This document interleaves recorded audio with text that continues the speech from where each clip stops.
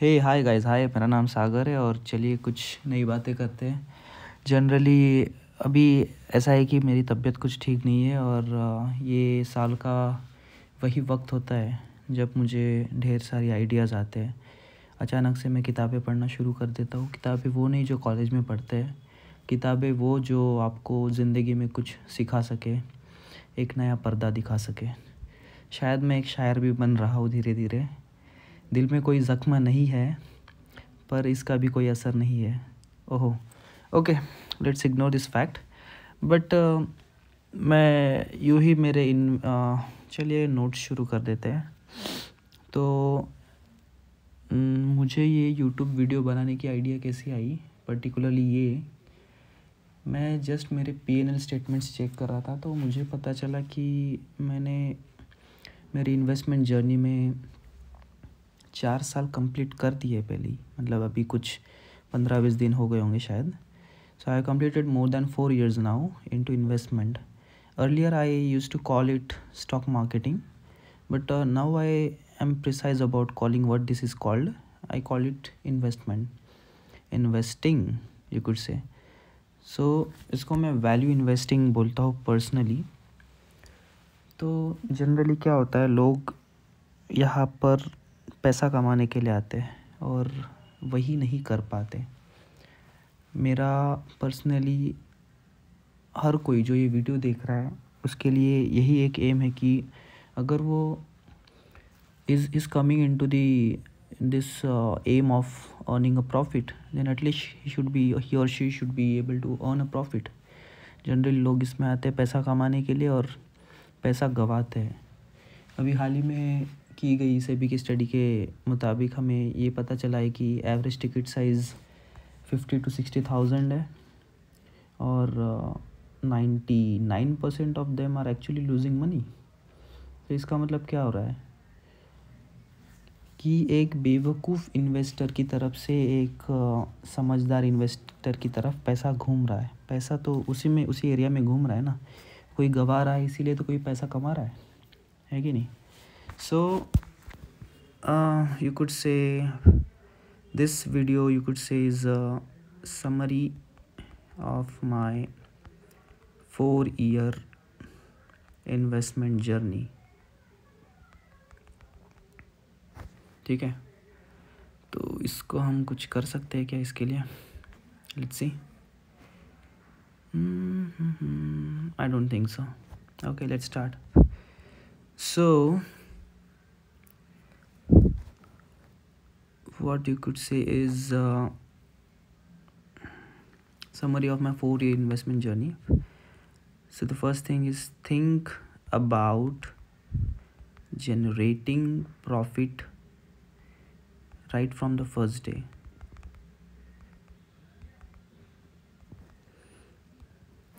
पहले ही दिन से प्रॉफिट बनाने के बारे में सोचिए। हाँ, मैं समझ सकता हूँ कि ये थोड़ा हार्श हो रहा है और ये थोड़ा बहुत प्रॉफिट सेंट्रिक पॉइंट है, पर इसी के बारे में सोचिए। The other day I was actually listening to a podcast. It was, I think, Mr. Keshav. I don't remember his whole name. It was Mr. Keshav along with excuse me.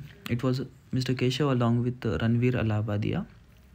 He was just telling the Marwadi ideology behind generating revenue, getting profits, entrepreneurship, all those things. हमें उस सब चीज़ों में नहीं जाना, पर उसके 1-1.5 घंटे के डिस्कशन का एक मैं अर्क बता देता हूँ कि आपको प्रॉफिट के बारे में ही सोचना है. This is what I mean to say. Let's say आप सोच रहे हो कि आप 100 रुपीज़ इन्वेस्ट करते हो, आप कहीं लगा रहे हो ना, 100 रुपीज़ लगा रहे हो, तो you will have to think of आपने जो भी पैसा उसमें लगाया. लेट्स से आपने कुछ लोन लिया है, लेट्स से आपने उसमें से 80 रुपीज़ का लोन लिया है, लोन पे इंटरेस्ट भी दे रहे हो. सम 10 रुपीज़ होता है, वो 10 रुपीज़ होता है क्योंकि लॉन्ग टर्म में लोन बढ़ जाता है ना. आप जितना ज़्यादा ड्यूरेशन का लोन लोगे उतना ज़्यादा पैसा आपको एक्चुअल में पे करना पड़ता है. और कुछ चार्जेस भी होते हैं। चार्जेस एक्चुअली बहुत ज़्यादा होते हैं। हमें ऐसा लगता है कि हम कोई स्टॉक हमने 12-13 हज़ार कमाए हैं किसी स्टॉक पर, तो ऐसा भी होता है कि 2-3 हज़ार तो उसमें चार्जेस में ही चले जाते हैं। This is the most important point two play. So actually you will have to count all the constant and variable charges. उनको माइनस करके आपको आपका प्रॉफिट गिनना है. लेट से आप सोच रहे हो कि आपने 100 रुपये में एक स्टॉक लिया, वो गया 150 रुपया, तो आपने कितना प्रॉफिट अर्न कर लिया उसमें? 50 रुपीज़. ये तो बस दिखता है स्क्रीन पर एक्चुअली आपका प्रॉफिट 50 रुपीज़ नहीं होता है. आपका प्रॉफिट लेट से होता है 45 rupees may be. So 45 rupees में क्या क्या आता है? आपके ट्रांजैक्शन चार्जेस आते हैं, ओके. फिर आपके डेबिट्स आते हैं. आप जैसे ही आप कोई डिटेल में P&L स्टेटमेंट चेक करोगे ना, आपको पता चल जाएगा कि क्या होता है. और लोग यही देख के खुश हो जाते हैं कि oh 50 rupees is my profit. No, I don't think so. 45 rupees और maybe 40 rupees is your profit. And in the long term क्या होता है कि ये 5 रुपीज़ जो आपके एक्स्ट्रा ट्रांजैक्शन चार्जेस या डेबिट्स में कटे हैं, ये आपके कंसोलिडेट होके बढ़ के जमा होके ये बहुत ज़्यादा हो जाता है. कभी कभी तो ये आपके प्रॉफिट्स को भी खा जाता है. इसीलिए आपको मल्टीपल ट्रेड्स नहीं लेने हैं. Don't trade frequently. अब इसमें ट्रेड मैंने क्यों बोला है कि actually you need to be away from FNO. FNO is actually not for people like us. If you think you personally are a middle class, then अगर मानते हो खुद को तो फिर FNO करो ही मत. This is what I mean to say. I have not done FNO. I might have done FNO maybe a few years ago, but I really don't like this because इसमें आदमी कभी पैसा नहीं कमाता. और जो FNO करता है ना, उसको इक्विटी इन्वेस्टिंग कभी अच्छी नहीं लगती, जो कि उसको एक्चुअली करनी चाहिए. The other thing is be away from intraday as well. Intraday भी नहीं करना चाहिए. It is similar to FNO. वो क्या करता है? It just takes out your mental peace from you your life. Okay. Always be focused on your core work.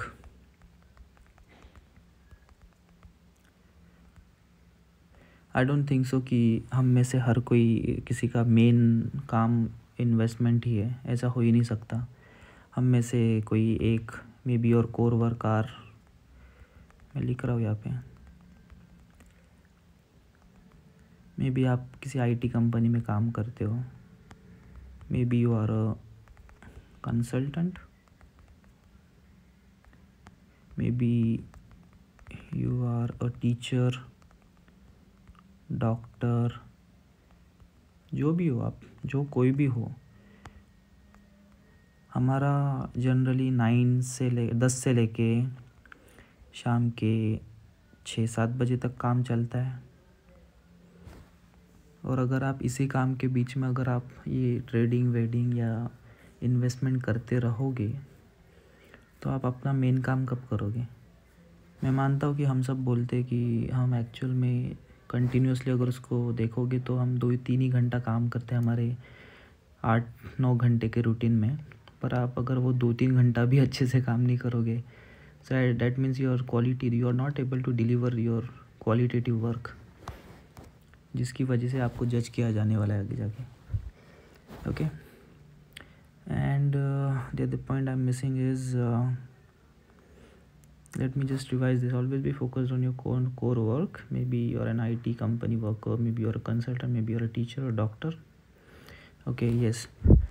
And don't look for don't look to match exact value to buy stocks. अब इसका मतलब क्या होता है? अब क्या होता है, कोई लोग नहीं क्या ऐसा बोलते हैं कि जैसे वेदांता है, मैं एग्जांपल दे रहा हूँ. मैं 445.57 रुपीज़ में ही ख़रीदूँगा। अब इसको बेवकूफ़ बना बोलते हैं। अगर आपको पता है कि आपको वेदांता के 10 शेयर लेने हैं तो आप किसी भी रेंज में ले लो ना। आप ले लो in the range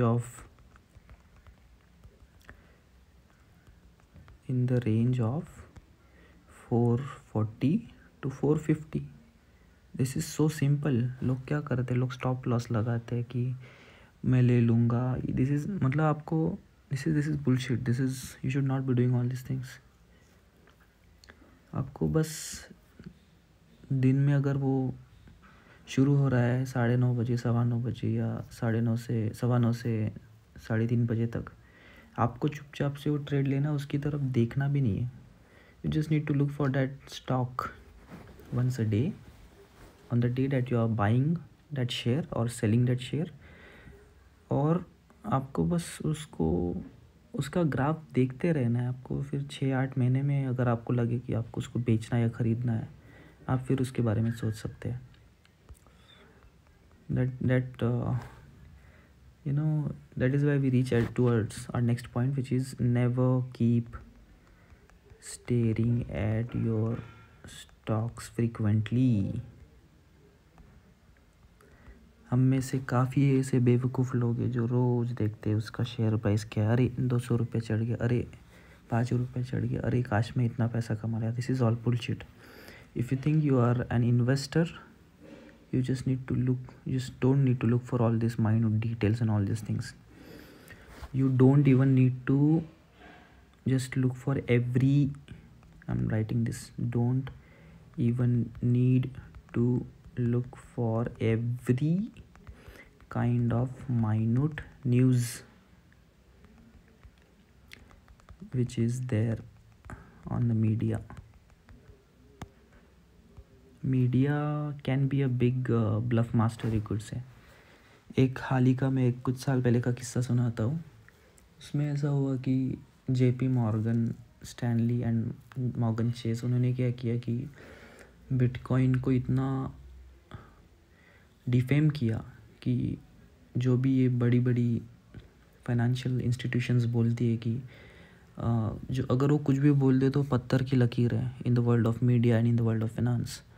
If they say Bitcoin is not good, it is not trusted by the governments, the price of Bitcoin actually loses its value। So उन्होंने ऐसे ही एक स्टेटमेंट दिया था, तो 24% और मे बी 29% उस दिन बिटकॉइन की प्राइस गिर गई थी।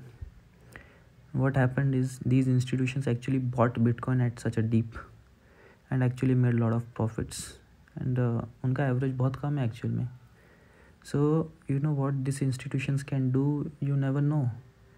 You always need to follow your instincts. Okay, so the next point is don't try to copy others। अरे मेरे दोस्त के पास रिलायंस है, अरे मेरे दोस्त के पास वेदांता है, अरे मेरे दोस्त के पास HDFC बैंक है। इसका मतलब ये नहीं कि उसके पास है तो तुम्हारे पास भी होना चाहिए। I think you are very well matured enough to know what kind of a company you should be investing in. It actually makes no sense. And if you think you have a long way to go, just don't try to look for each stock and try to invest in each and every stock. Which takes us to our next point, which is only have 15 to 25 companies in your portfolio। I think 15 is also good, 25, not more than 25 you should be having in your portfolio। लोग क्या गलती करते हैं कि एक sector की multiple companies रखते हैं अपने पास, जो कि मेरे हिसाब से it makes no sense at all. And if you are thinking कि आपको एक सेक्टर की मल्टीपल कंपनीज रखनी भी है, तो आप शायद एक कर सकते, एक लार्ज कैप ले सकते, एक स्मॉल कैप, एक मिड कैप, और मे बी आपने सोचा है कि मैं 50,000 ही दूंगा एक सेक्टर को, तो आप बाइफरकेट कर लीजिए ना। आप 15,000 एक स्मॉल कैप में दे दीजिए, 25,000 एक दूसरी कंपनी में दे दीजिए, और रिमेनिंग कितना बचता है 10,000 एक दूसरी कंपनी को दे दीजिए। Simple. The other thing is focus on mid caps rather than large and small caps.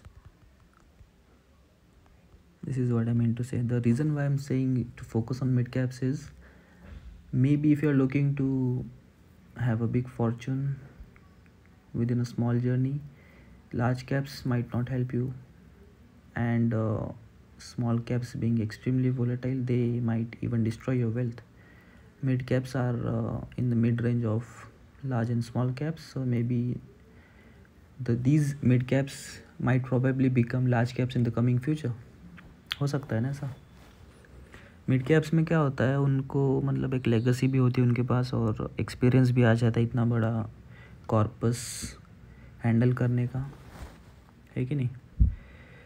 And which takes us to the 9th point, which is focus on valuation. Valuation आप कैसे check करोगे, आपको P ratio ही देखना है. Generally P ratio क्या होता है, price to equity, price to equity value, price to equity ratio. अब इसका मतलब क्या होता है, इसको एक काम करो आप, प्राइस को काउंट ऑफ शेयर से मल्टीप्लाई करो, प्राइस टू अर्निंग्स, सॉरी हाँ, प्राइस टू अर्निंग्स रेशो. अब आप अगर न्यूमरेटर मतलब प्राइस को काउंट ऑफ शेयर से मल्टीप्लाई करोगे, count of one share multiply by its price, क्या होता है वो होता है market capitalisation. Market capitalisation divide by, अब अर्निंग्स को उसके काउंट ऑफ शेयर से मल्टीप्लाई करोगे तो क्या होगा, आपको रेवेन्यू मिलेगा. तो बेसिकली आपको इसमें से क्या समझ में आ रहा है, अगर मैं बोलता हूँ कि पी रेशो किसी कंपनी का 20 है, तो इसका मतलब होता है कि वो कंपनी जितना पैसा बना रही है, मार्केट ने उसको उसके 20 गुना उसकी मार्केट कैप या उसकी वैल्यू दे के रखी है.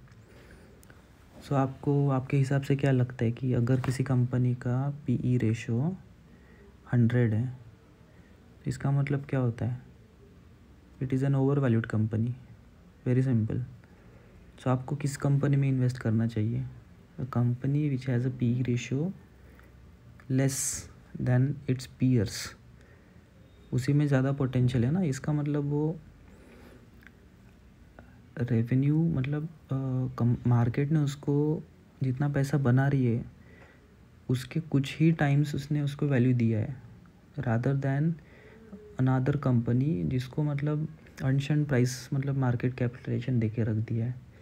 अब वो मार्केट कैपिटलाइजेशन किसी और स्टेबल कंपनी में शिफ्ट हो सकता है, वो पैसा शिफ्ट हो सकता है, और इसीलिए दूसरे स्टेबल कंपनीज़ में उसकी प्राइस दिख सकती है increased in the coming years. Okay. Other thing is investment is all about mindset.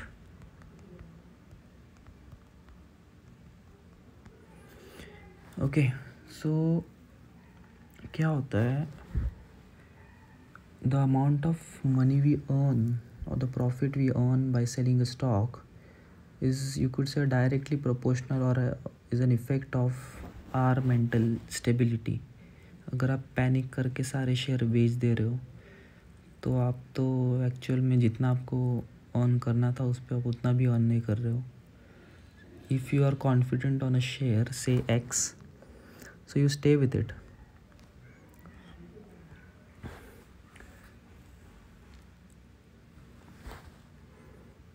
So I think I can say, just read this book, The Psychology of Money. This is so simple. I think ये point इसे में sum up हो जाता है. So guys, these were my 10 points. Maybe I'll be able to recollect a few more points in coming sessions of my upcoming videos on investment.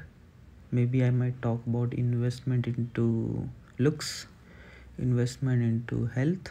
मेरी खुद की health अभी ख़राब है, तो मैं क्या आपको एडवाइस दूँ. एडवाइस देना एक्चुअली अच्छी बात नहीं होती है, but Maybe this is I'm doing for my coming generations, not your but maybe mine. Okay, let me know in the comment section आपको स्पेसिफिकली मुझसे क्या जानना है, मेरा माइंडसेट कैसे चलता है, और right from the very first day why am actually able to be profitable. So I was just checking my P&L statement. So मुझे पता चला कि all these things that I have followed all these years bared the fruit to me ultimately. Okay, thank you so much and have a really great day. Bye.